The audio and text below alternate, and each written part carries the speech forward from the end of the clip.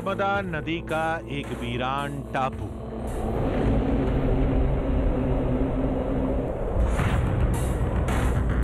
टापू पर शिवालय, शिवालय में शिवलिंग और शिवलिंग से जुड़ा एक बहुत बड़ा रहस्य।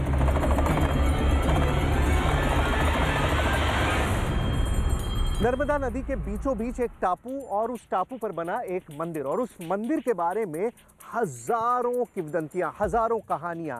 वहां पर कोई आदमी आता है जो पूजा करके चला जाता है। वहां पर अकेले कोई भी नहीं रह सकता। रात में इस मंदिर में रुकना इम्पॉसिबल है। ये मैं नहीं कह रहा, 1 2 3 4 5 और इन जैसे सैकड़ों ऐसे लोग हैं जो इन गाँव में और आसपास रहते हैं, जिन्होंने कहानियां सुनी हैं और हजारों सालों से सुनते आए हैं। तो कौन है वो जो चुपके से शिवलिंग की पूजा करके चला जाता है? दिव्यात्मा है, अदृश्य शक्ति है, तो लोग कहते हैं वो अश्वत्थामा है। दावे के मुताबिक अश्वत्थामा श्री कृष्ण के श्राप का बोझ लिए धरती पर आज भी भटक रहा है। मैं तुम्हें श्राप देता हूं अश्वत्थामा, आजीवन ऐसे सड़ते रहोगे। कहानी पुरानी है, लेकिन पड़ताल का अंदाज बिल्कुल नया होगा। आधी हकीकत आधा फसाना की टीम शिवलिंग के सामने से हिलेगी भी नहीं।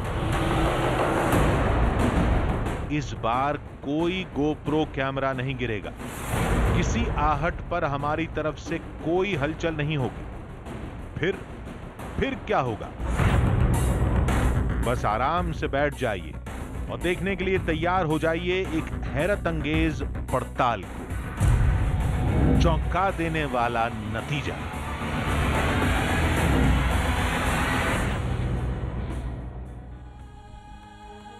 आधी हकीकत आधा फसाना।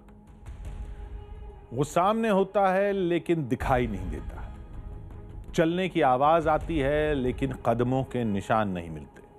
वो कुछ कहता है, लोग समझ नहीं पाते। क्यों? क्योंकि वो अश्वत्थामा है। लो, अश्वत्थामा को लेकर एक और दावा। हमेशा की तरह वही कहानी। महाभारत का वो योद्धा मंदिर में आता है, शिवलिंग की पूजा करता है और चला जाता है। किसी को नहीं दिखता, केवल शिवलिंग पर पूजा के निशान मिलते हैं। ये तो पहले भी सुन चुके हैं। इसमें नया क्या है? नया यह है कि इस बार जिस धाम को लेकर दावा किया गया वो एक टापू पर है, बिल्कुल सुनसान। और यह टापू नर्मदा नदी में है, जिसके कंकर कंकर में शंकर का वास माना जाता है। कहानी कैसी भी हो, एक बात तय है, इस बार आधी हकीकत आधा फसाना की टीम कहानी को अंजाम तक ले जाएगी। न कोई शक, न कोई सवाल। रहस्य को लेकर तस्वीर पूरी तरह साफ होगी।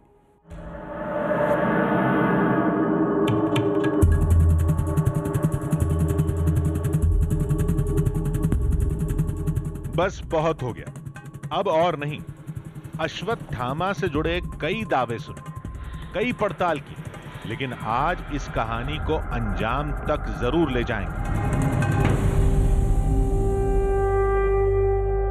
ये माना कि पौराणिक ग्रंथों में 7 लोगों के चिरंजीवी होने की बात लिखी गई है। उनमें एक नाम अश्वत्थामा का भी है। इस पर विश्वास करके असीरगढ़ परख लिया, उत्तर प्रदेश के लखीमपुर खीरी की भी पड़ताल कर ली।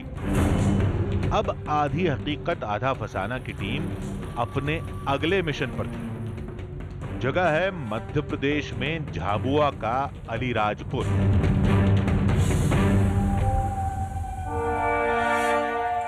ये नर्मदा है, और नर्मदा उन पावन नदियों में से एक है जिसका हर कंकर शंकर बन जाता है। इस नदी में से निकलने वाले हर पत्थर को शिव की तरह पूजा जाता है। और जिस नदी को लेके इतनी ज़्यादा मान्यता हो, जाहिर है उसके इर्द गिर्द किस्से कहानियाँ बड़ी आसानी से बन जाते हैं। अब इस नदी के बीचों बीच बने एक मंदिर को लेके लोगों की एक धारणा है। धारणा क्या है कि वहाँ पर पूजा करने कोई आता है। कौन? अश्वत्थामा। लेकिन इस कहानी के पीछे सच्चाई कितनी है, क्या वाकई कोई हकीकत है, यही जानने के लिए आज आधी हकीकत आधा फसाना की टीम मौजूद है अलीराजपुर में। इलाके में पहुंचते ही हमने उस शख्स से मुलाकात की जिसने हमें फोन पर दावे की जानकारी दी थी। इसने चौंकाने वाली कई बातें बताई। उस क्षेत्र में कुछ बुजुर्गों से भी हमारी जब बातचीत हुई तो उन्होंने भी यही बताया है कि एक ऊंचा लंबा सा कोई व्यक्ति है जिसके सिर पर इस तरफ में कोई घाव है जहां से पस निकलता है और वो घी और दही छाछ इस तरह की मांग उस क्षेत्र में करता है। तो ये चीज़ें मेरे सामने भी आई है। हमें मालूम चला कि ककराना गांव में कुछ लोग हैं जिन्होंने उस साये को देखा है, उसे करीब से जाते हुए महसूस किया है। देखिए, ये नर्मदा के डूब क्षेत्र का आखिरी गांव है, ग्राम ककराना, और इसके बाद नर्मदा का डूब क्षेत्र शुरू हो जाता है जो हर साल पानी में डूब जाता है, निकल जाता है। और यहीं पर बीचों बीच नदी के, नर्मदा के वो मंदिर है जिसके बारे में सैकड़ों कहानियां इस गांव के लोग कहते हैं। लोगों ने पानी पर चलते हुए आदमी को देखा है, लोगों ने एक बहुत विशालकाय आदमी को देखा है जो मंदिर में जाता है और उसके बाद गायब हो जाता है। मंदिर में रोजाना पूजा की बात तो गाँव का हर आदमी करता ही है, लेकिन गांव में क्या कोई ऐसा शख्स है जिसने खुद अपनी आंखों से उस आदमी को देखा हो, जिसने उस आदमी से बातचीत की हो, जिसने महसूस किया हो कि आखिर वो इंसान है तो है कौन? अगर वो इंसान नहीं है तो फिर क्या चीज़ है? वो टापू जहां शिव मंदिर है इस गांव के पास ही है। लोग अक्सर वहां जाते हैं। कई लोग मिले जो उस रहस्यमयी साये से टकरा चुके हैं। मैं नर्मदा मछली पकड़ने गए थे वहाँ, फिर वहाँ सोए थे, फिर उठे तो मछली का टाइम आया तो वो आया, एकदम कमंडल हाथ में था उसके, और सर था ही नहीं। सर नहीं था? हाँ, हाथ में कमंडल था। हाथ में कपड़े क्या कमंडल। पहने हुए थे?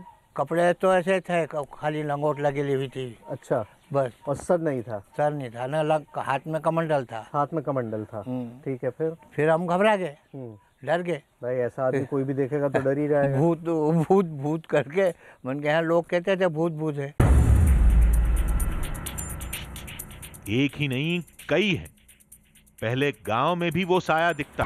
बहुत बड़ा लंबा सर का व्यक्ति, बूढ़ा, और उस माथे पे थोड़ा पीप जैसा बहता हुआ दिखाई देता है।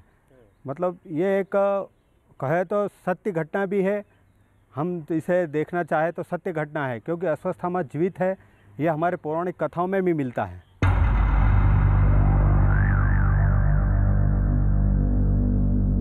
जानने समझने को बहुत कुछ था। पहले टापू चलते हैं, फिर कहानी को आगे बढ़ाएंगे।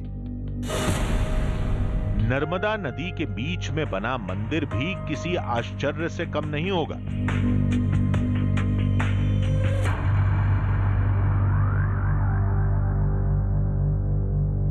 अब जाने का एक ही रास्ता, उस मंदिर के चारों तरफ पानी है। आइए चलते हैं, बोट से वहां तक पहुंचने की कोशिश करते हैं और देखते हैं कि आखिर उस मंदिर में क्या खास है। लोगों की इतनी सारी मान्यताएं हैं क्यों? कुछ है भी या सिर्फ सुनी सुनाई कहानियां हैं? अश्वत्थामा की पहेली भले ही अनसुलझी रहे, आज एक बात तय है, आधी हकीकत आधा फसाना की टीम इसका फैसला करके ही रहेगी कि उस मंदिर में अश्वत्थामा आता है या नहीं। वैसे मंदिर का इलाका भी किसी पहेली से कम नहीं।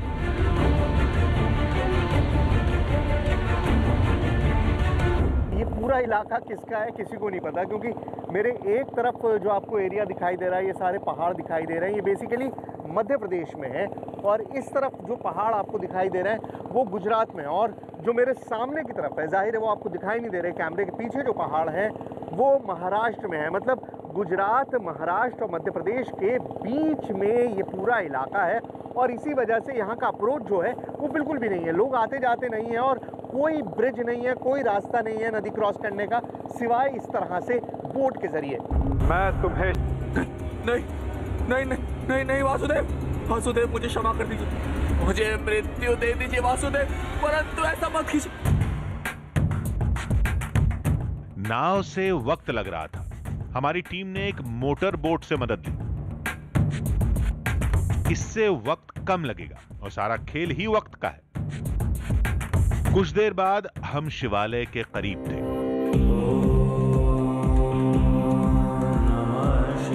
ये अद्भुत जगह थी। चारों तरफ नर्मदा नदी का जल, बीच में थोड़ी ऊंची जगह, उस पर बना मंदिर, मंदिर के अंदर शिवलिंग।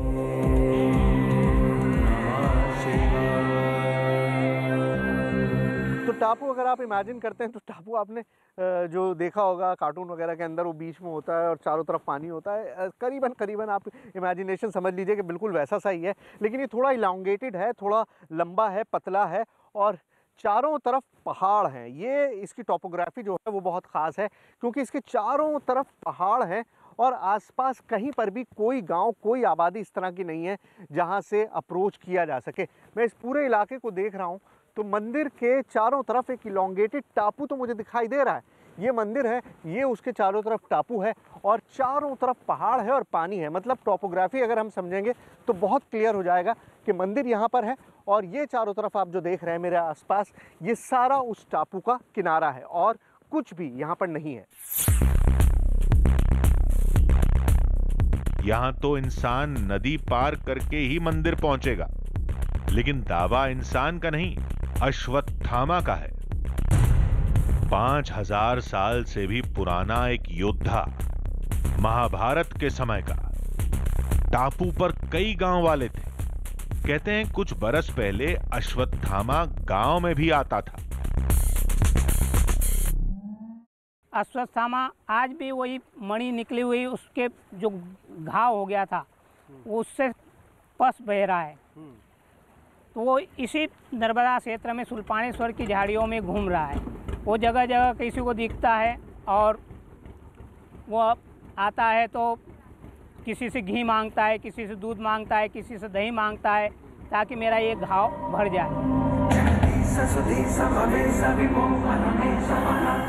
सवाल ये खड़ा होता है कि अश्वत्थामा ही क्यों, कोई गांव वाला क्यों नहीं? शिवलिंग की पूजा कोई भी कर सकता है, यहां तो कोई भी आ सकता है।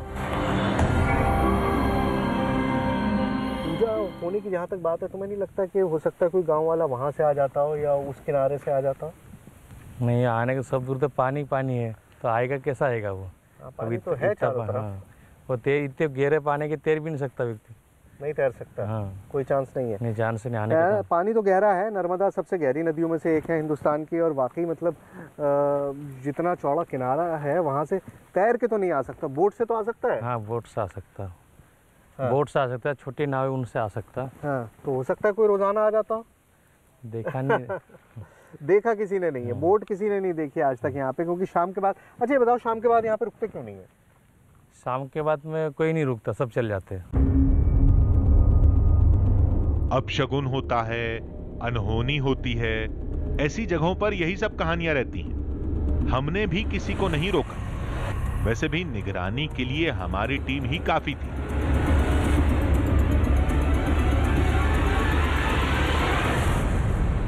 देखिए, चमत्कारी शिवलिंग की जो कहानियां हम करते हैं, जहाँ पर कोई आता है फूल चढ़ाने, पूजा करने, उसमें सबसे बड़ा चैलेंज होता है कि आप नज़र कैसे रखें। बड़ा एरिया होता है, कई सारे रास्ते होते हैं और उन सब पे नज़र रखना बड़ा मुश्किल काम होता है। लेकिन यहाँ पर काम बड़ा आसान है।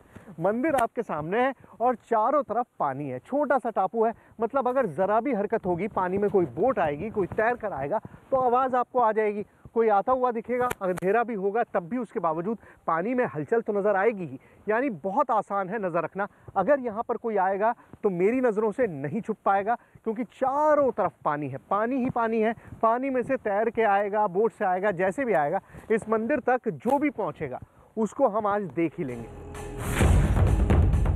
गांव वाले जा चुके थे, टापू वीरान था, अंधेरा होने वाला था। हम अपनी तैयारी में जुटे थे। चुनौती बड़ी थी, मदद के लिए आसपास कोई आबादी भी नहीं। लेकिन कोई बात नहीं, हौसले के साथ हम हर तरह के हालात का मुकाबला करने के लिए तैयार थे।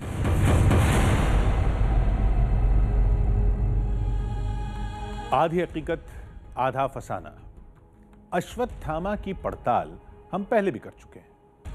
हर बार मंदिर किसी गांव या जंगल में होता था, लेकिन इस बार मामला अलग है। हमारी टीम एक टापू पर थी जो करीब 600 मीटर के दायरे में फैला था। जो भी आएगा उसे नदी पार करनी पड़ेगी। मंदिर भी बिल्कुल छोटा था, शिवलिंग भी हमेशा नजरों के सामने। अब रात में जो भी होगा सब आंखों से दिखेगा। गांव वालों ने कहा सब धरा रह जाएगा। अश्वत्थामा पानी पर चलकर आता है, वो अदृश्य होता है, किसी को नहीं दिखता।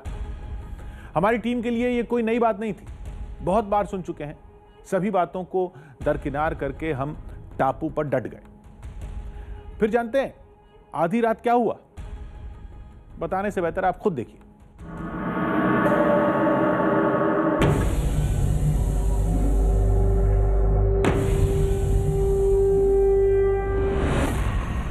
रात में हमारी टीम वीरान टापू पर अकेली थी। चारों तरफ अंधेरा था। हम मंदिर के सामने ही आग जलाकर बैठ गए, लेकिन एक परेशानी थी। सूरज जब डूबा था तो उसके बाद लगा था कि भाई चलो सब बहुत आसान होगा, एक टापू है, एक मंदिर है, आराम से चारों तरफ देखेंगे। लेकिन अब जब बिल्कुल अंधेरा हो चुका है, जब इतना ज़्यादा अंधेरा हो गया है कि चंद मीटर आगे का भी मुझको दिखाई नहीं दे रहा, और अब इसे किस्मत समझिए, कुछ भी समझिए, आज बिल्कुल अंधेरी रात है, चांद बिल्कुल भी नहीं है। अब ऐसे में आपको एक रत्ती भी दिखाई नहीं दे रहा आसपास, आपको 1 मीटर का भी दूर दिखाई नहीं दे रहा, आपको कुछ नज़र नहीं आ रहा है सिवाय उसके जहाँ पे हमने अपनी लाइट से रोशनी डाली हुई है मंदिर पे, या इस आग के आसपास, या हाथ में जो टॉर्च है उससे आप काम चलाइए। मतलब और कोई भी तरीका नहीं है। बहुत आसान लग रहा था कि बड़ी आसानी से कर लेंगे, लेकिन अब जब सूरज डूब गया, अंधेरा हो गया, उसके बाद पता चला कि ये काम कितना मुश्किल है।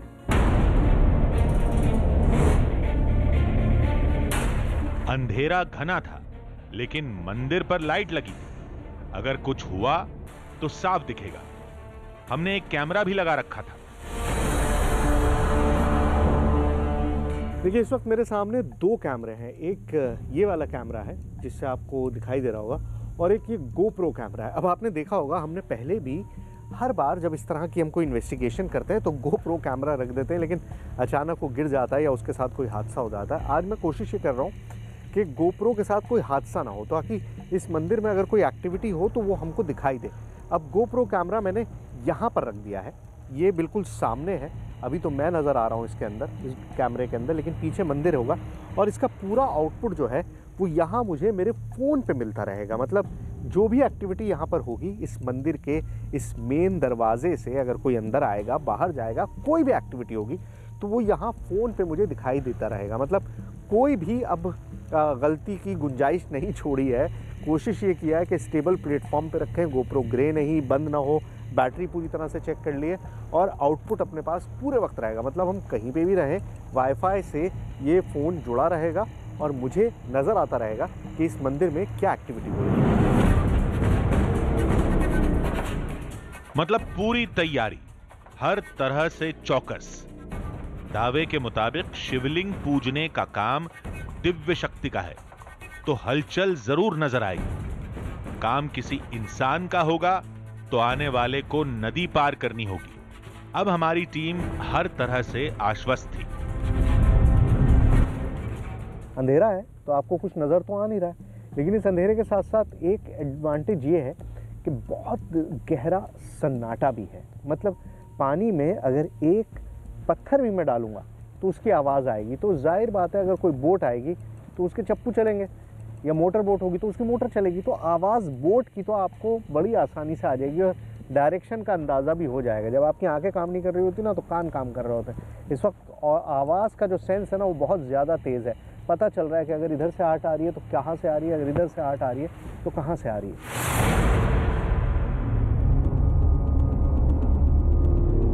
लेकिन पहरेदारी में कोई कोताही नहीं थी। सारा ध्यान मंदिर पर था। गेट भी खुला था, शिवलिंग भी पूरी तरह साफ। देखते हैं सुबह नतीजा क्या आता है। लेकिन एक दिक्कत थी, चारों तरफ पानी था, लिहाजा रात के साथ ठंड भी बढ़ती गई। अगर ये आग नहीं होती ना तो बड़ा मुश्किल हो जाता है यहाँ पे रहना, क्योंकि मैं अपनी गाड़ी में सारा सामान छोड़ कर आया हूँ, और बोट से आया था तो कुछ और ला नहीं सकता था। और इस वक्त बिल्कुल ठंड बहुत ज़्यादा है, कपकपी है। जैसे ही आप इस आग के आसपास से हट रहे हैं ना, तो ठंड बहुत ज़्यादा काबिज़ हो रही है। इसलिए कोशिश कर रहा हूँ कि यहीं रहूँ आग के पास ही, ताकि दूर ना जाना पड़े, ठंड ना लगे। कहीं जाने की जरूरत भी क्या थी? सामने आग है, आग के सामने मंदिर। वो जो भी होगा और यहां जो कुछ भी होगा सब हमारे सामने होगा। तभी मोटरबोट की आवाज से माहौल गूंज उठा। ये कौन था? इतनी रात में इस वीरान टापू पर क्या करने आ रहा था? रोशनी करीब आती जा रही थी, दिल की धड़कनें तेज हो चुकी थी। ये कौन था जो इतनी रात में टापू पर आ रहा था? क्या ये वही शख्स था जो रोज रात में शिवलिंग की पूजा करता है, जिसे गांव वाले अश्वत्थामा समझते हैं? नहीं तो कौन था? आधी रात को टापू पर आने का क्या मकसद हो सकता है? रात के वक्त मोटरबोट की लाइट देखकर हमारी टीम डर गई थी, लेकिन चेहरे पर एक मुस्कान भी थी। शायद अश्वत्थामा की पहेली आज सुलझ जाएगी। आज पता चल जाएगा कि आधी रात शिवलिंग की पूजा कौन करता है। मोटरबोट की रोशनी बिल्कुल करीब आ गई। किनारे लगने के बाद उससे एक शख्स उतरा। एक के बाद एक कई लोग उतरे। समझ में नहीं आया। हम थोड़ा और करीब पहुंचे। अरे ये तो अपने ही लोग थे जो खाना लेकर पहुंचे थे। आ गया, खाना वाना ले आए? चलो आओ। हमने राहत की भी सांस ली और थोड़े निराश भी हुए। हमारा खाना देकर वो लोग जैसे आए थे वैसे ही लौट गए। खाने के बाद थोड़ा चक्कर लगाया। आधी रात बीत चुकी थी। सुबह होने में कुछ घंटे बाकी थे। नींद के झोंके आने लगे। तभी कुछ टिमटिमाता नजर आया। एक धुंधली सी आकृति दिखी। आओ जल्दी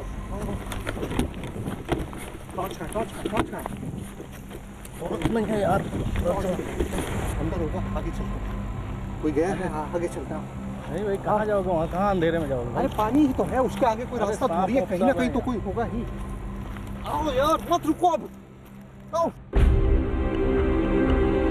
लेकिन कोई दिखा नहीं। पता नहीं कोई था भी या नहीं। नींद की वजह से कोई भ्रम तो नहीं हुआ? यह पक्का करना जरूरी था। आइए जरा मंदिर में आइए, देखें कि पूजा हुई है नहीं हुई। आओ जल्दी आओ।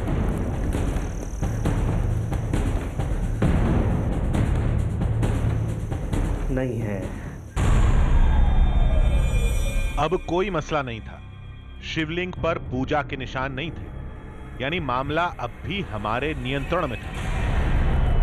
पहले मोटरबोट की लाइट ने चौंकाया, फिर उस धुंधली आकृति के एहसास ने, लेकिन शिवलिंग एकदम साफ था। अब सुबह होने वाली है। देखिए वक्त के साथ ये आग के अंगारे भी राख में तब्दील हो गए और अब ये रात भी सुबह में तब्दील होने वाली है। 12 घंटे का बड़ा लंबा वक्त मैंने बिताया है। मतलब सूरज डूबने से लेके सूरज निकलने तक का इंतज़ार कितना मुश्किल होता है और उसके लिए कितनी मेहनत करनी पड़ती है, वो वही जानता है जो करता है। और पिछले कई घंटों में कई बार ऐसा लगा कि गिव अप कर दूं, बस छोड़ दूं और जाके मुझे एक टीन शेड सा पड़ा हुआ उसके नीचे जाकर सो जाऊं, लेकिन मैंने हिम्मत नहीं आ रही। और फाइनली अब चंद मिनटों में या कहूँ तो घंटे भर में सूरज की रोशनी निकल आएगी, थोड़ा सा चारों तरफ झुरमुटा सा हो जाएगा, रोशनी हो जाएगी, तो हमको दिखाई देने लगेगा और उस वक्त जाके देखेंगे कि मंदिर में क्या हुआ है। भोर में ठंड अचानक बढ़ गई। हवा भी बहने लगी। ठंडक ने हमें मंदिर के पास शेड में जाने के लिए मजबूर कर दिया। केवल यही वो कुछ पल थे जब हम मंदिर से दूर रहे। बहुत ठंड लग रही है मुझको, हवा इतनी ज़्यादा चल रही है। मैं यहीं से देख रहा हूँ, उस पर वो जो कैमरा लगा रखा है गोप्रो का, वो यहाँ से बैठ के देख रहा हूँ, लेकिन बहुत ज़्यादा हवा चल रही है, रुका नहीं जा रहा। आप एक राउंड मार लो, अगर मार सकते हो तो मैं तो यहीं बैठूँ भाई। हालांकि हमारे कैमरामैन लगातार निगरानी रखे हुए थे। सब कुछ पहले जैसा ही था। वैसे भी अब सुबह होने वाली थी। सदियों की कहानियां भी एक रात की हकीकत के सामने फीकी पड़ जाती हैं। अब आपको मेरे पीछे लालिमा आसमान में दिखाई दे रही होगी, मतलब वो वक्त जब सूरज निकल रहा है, सूर्योदय का वक्त हो चुका है, करीबन 6:30 बज रहे हैं इस वक्त सुबह के, और आसमान में लाली आ गई है, मतलब सुबह हो गई है। और अब वो वक्त आ गया है जब हमको मंदिर देखना है चल के कि आखिर अश्वत्थामा आया था या नहीं आया था, क्योंकि मेरे कैमरे पे तो कुछ दिखाई नहीं दिया। मैं तो गोप्रो पे पूरी रात देख रहा था, पूरी रात यहाँ पे घूम रहा था, लेकिन यहाँ पर रात में मुझे कुछ भी दिखाई नहीं दिया। अब मैं आपको मंदिर के अंदर का हिस्सा भी दिखा देता हूँ। जो बात होती है कि पूजा हुई मिलती है, आइए देखते हैं कि वहाँ पर पूजा हुई है या नहीं हुई है। ये देखिए, यहाँ पर पूजा के कोई निशान मौजूद नहीं है। जैसा सब कुछ था, शाम में जिस तरह से हमने छोड़ा था, बिल्कुल सब वैसा का वैसा ही है। दावा रोज अश्वत्थामा के आने का था, शिवलिंग की पूजा का था, लेकिन आज शिवलिंग तो जस का तस था। कोई पूजा नहीं, कोई निशान नहीं। सदियों की कहानी थी, अश्वत्थामा आते हैं पूजा करते हैं, अश्वत्थामा आते हैं पूजा करते हैं। हमने पूरी रात बिता दी, और पूरी रात से मतलब रात के अंधेरे से लेकर अब सुबह की रोशनी तक का नज़ारा मैंने आपको दिखा दिया, और सारी चीज़ें आपके सामने बिल्कुल उसी तरह से पेश कर दी जिस तरह से मैंने देखी। मैंने यहाँ पर पूरी रात बिताई, पूरा दिन बिताया, कहानियाँ सुनी, लेकिन उन कहानियों की हकीकत क्या है आपके सामने है। इस वक्त मेरे पीछे जो आपको रोशनी दिखाई दे रही है वो एक तरह से सच की रोशनी है कि कहानियाँ थी जो इतने सालों से एसोसिएटेड थी। सिक्लूटेड जगह पर है, एक अलग थलग जगह पर है, कोई आता जाता नहीं, और शायद इसीलिए ये सारी कहानियाँ डेवलप हो गई। हमारी पड़ताल का नतीजा गांव वालों की कहानी से अलग निकला। गांव वालों ने कई कहानियां भी सुनाई थी। रात में अश्वत्थामा आता है, शिवलिंग की पूजा करता है, जिसका सबूत है शिवलिंग पर पूजा के निशान। रात भर कड़े पहरे के बाद हमें कोई निशान नहीं मिला। कहानी बहुत अच्छी है। साइंटिफिकली एक ही लाइफ फॉर्म है, अमीबा, जो बायोलॉजिकली अजर अमर है, वो कभी मरता नहीं है। उसके सिवा जो भी जिसके पास ये बायोलॉजिकल शरीर है वो अजर नहीं हो सकता। आपकी कहानी किस्से में कुछ भी हो, लेकिन पॉसिबल नहीं है। ये किसी की आस्था पर चोट नहीं, हकीकत है। ये नदी पवित्र है। ये शिवालय देश के बाकी मंदिरों की तरह पावन है।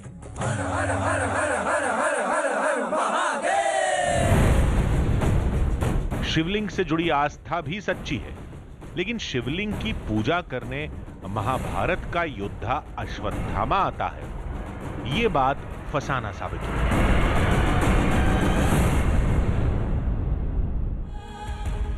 आधी हकीकत आधा फसाना। बद्रीनाथ देश के 4 धामों में एक। इस धाम की कहानी तो सभी जानते हैं, लेकिन बहुत कम लोग जानते हैं कि बद्रीनाथ धाम को लेकर पुराणों में एक चौंकाने वाली भविष्यवाणी की गई है।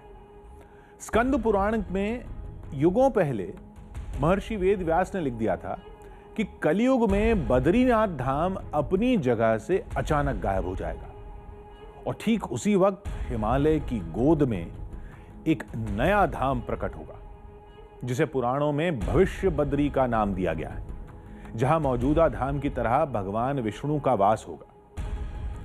कुछ विद्वानों ने दावा किया कि जिस जगह के बारे में पुराणों में लिखा है वहां एक धाम प्रकट हो चुका है। वहां एक शिला पर भगवान विष्णु का अक्ष भी उभर रहा है। वहां कुछ वैसी ही घटनाएं हो रही हैं जैसी भविष्य के धाम को लेकर ग्रंथों में लिखा गया। आज आधी हकीकत आधा फसाना की टीम भविष्य के उस धाम को खोजने के लिए निकलेगी।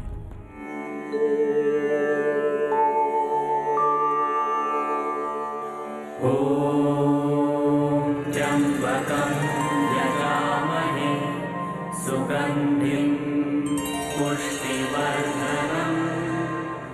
देश के 4 धामों में एक बद्रीनाथ धाम। भगवान बद्री नारायण के धाम के तौर पर हम केवल इसी मंदिर को जानते हैं, लेकिन क्या आपको मालूम है कि हिमालय की गोद में एक और बद्रीनाथ धाम है।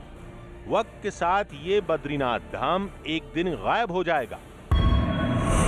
यहां रखी भगवान विष्णु की प्रतिमा उसी दूसरे बद्री धाम में प्रकट होगी, जिसका नाम है भविष्य बद्रीनाथ। तब लोग भगवान बद्री के दर्शन के लिए उसी भविष्य बद्री नारायण धाम जाएंगे। यकीन नहीं होता ना? हमने भी इस दावे को सिरे से खारिज कर दिया था,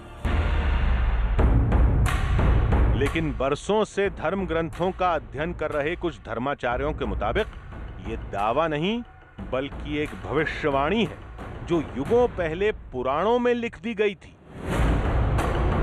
स्कंद पुराण और नारद संहिता के मुताबिक एक वक्त धरती पर बड़ी प्राकृतिक आपदा आएगी। उस आपदा से बड़ा प्राकृतिक बदलाव होगा, जिसकी वजह से नर और नारायण पहाड़ आपस में जुड़ जाएंगे। फिर बद्रीनाथ धाम जाने का रास्ता हमेशा के लिए बंद हो जाएगा।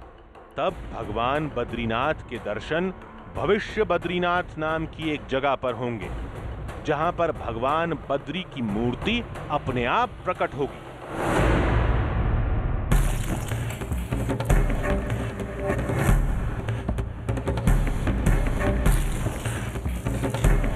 पुराणों की भविष्यवाणी अगर सही है तो वो भविष्य बद्री भी होगा।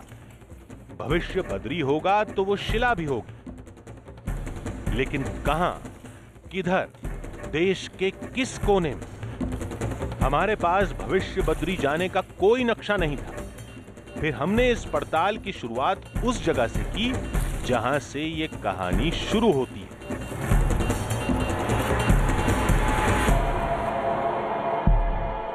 वेल, आपने अगर जीवन में चारधाम यात्रा की होगी तो आप पहचान गए होंगे कि मैं इस वक्त कहां पर मौजूद हूं। जी हाँ, मैं इस वक्त मौजूद हूं बद्रीनाथ धाम पर। नमस्कार, मेरा नाम सुहेल है और जब भी हम चारधाम यात्रा की बात करते हैं, यानी जगन्नाथपुरी, रामेश्वरम, द्वारका और बद्रीनाथ धाम, तो यात्रा का अमूमन आखिरी पड़ाव यही बद्रीनाथ धाम होता है। लेकिन आज हम जिस यात्रा की शुरुआत कर रहे हैं वो शुरू तो यहाँ से होती है, लेकिन ख़त्म होती है भविष्य बद्री पर। अब आप सोच रहे होंगे कि भविष्य बद्री क्या है। असल में जब बद्रीनाथ का रास्ता बंद हो जाएगा, जब कलयुग खत्म हो जाएगा, तो बद्रीनाथ का एक नया रूप आपके सामने आएगा और वही भविष्य बद्री है। ये भविष्य बद्री क्या है, इस भविष्य बद्री की हकीकत क्या है और आखिर इस भविष्य बद्री का चमत्कार क्या है, यही जानने के लिए हमने अपनी यात्रा शुरू की है। तो चलिए इस धाम से आगे चलते हैं और चलते हैं भविष्य बद्री की तरफ।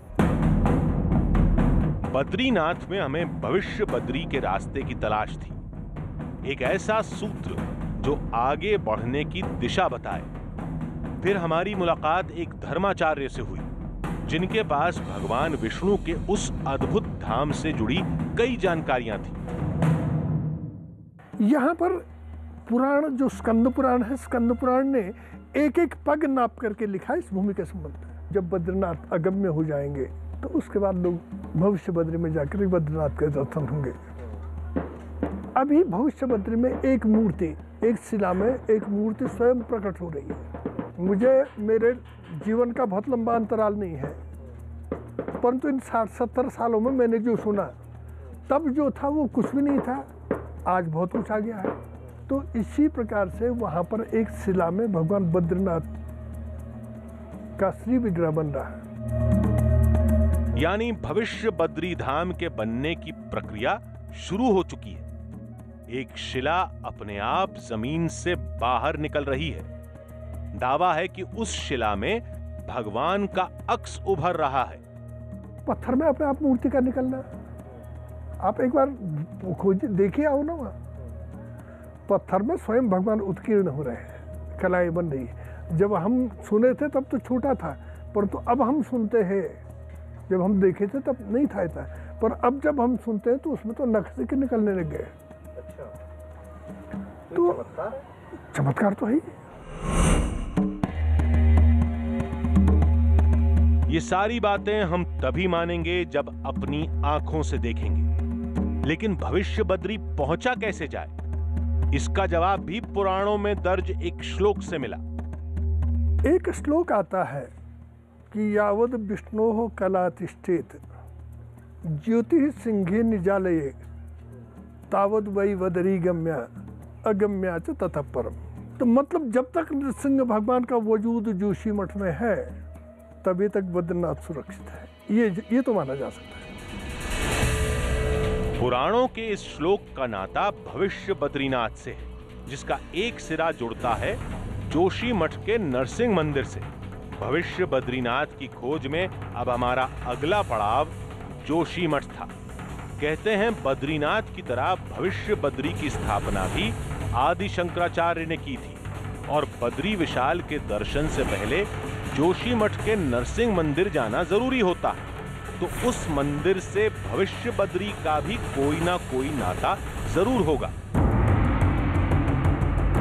हम इन ख्यालों में खोए जोशीमठ की तरफ बढ़ते जा रहे थे। रास्ते में हमें नर नारायण पहाड़ दिखे। इन दोनों पहाड़ों का जिक्र स्कंद पुराण में भी है, जो भविष्य बद्री की कहानी में सबसे अहम किरदार है।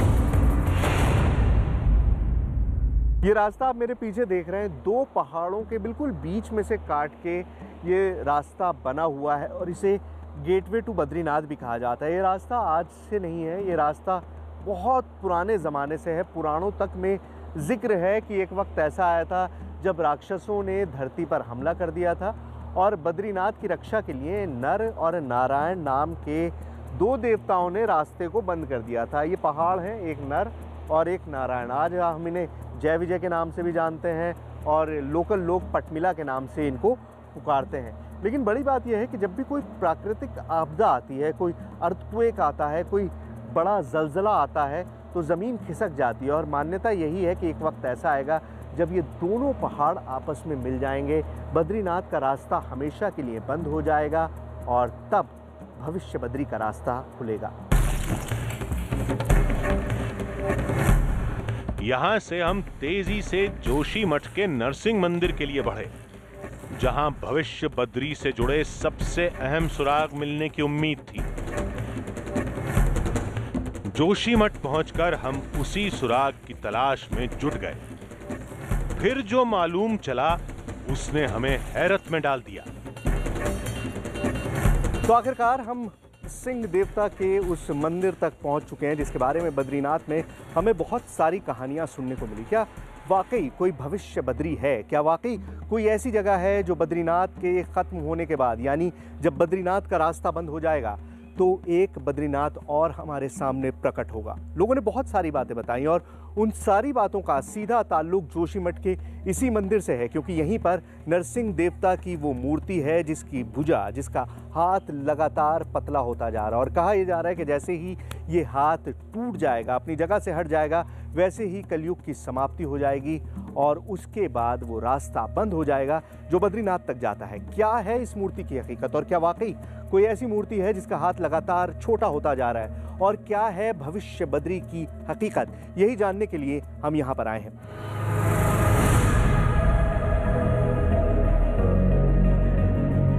हम नरसिंह देव की उस मूर्ति को देखना चाहते थे, उसे कैमरे में कैद करना चाहते थे, लेकिन मंदिर के गर्भगृह में कैमरा अंदर ले जाने की इजाजत नहीं मिली।